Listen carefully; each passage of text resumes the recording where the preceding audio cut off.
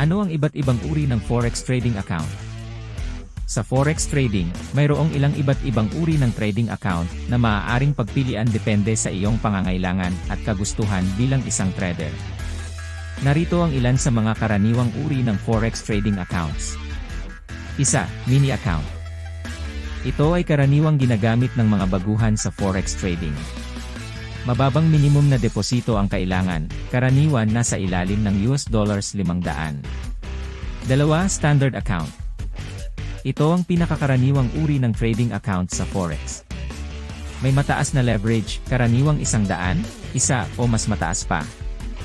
Minimum deposito ay mas mataas kaysa sa mini account, karaniwang nasa $1,000 pataas. 3. Micro account.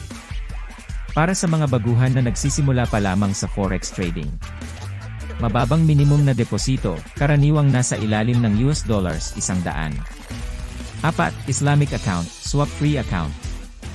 Para sa mga traders na Muslim na nais na sumunod sa mga prinsipyo ng Sharia. Walang swap o interest charges para sa mga overnight positions. 5. Demo account. Ito ay isang simuladong account na hindi gumagamit ng totoong pera. Ginagamit ito para sa practice at pagpapaunlad ng mga estratehiya ng trading. Ang pagpili ng tamang uri ng trading account ay mahalaga upang matugunan ang iyong kagustuhan sa risk management, leverage, at iba pang aspeto ng trading na makaapekto sa iyong karanasan at resulta sa Forex market. Bago magdesisyon, mahalaga na suriin mo ang mga kondisyon ng bawat uri ng account at tiyakin na ang broker ay may magandang reputasyon at regulasyon. Salamat sa panonood ng video na ito.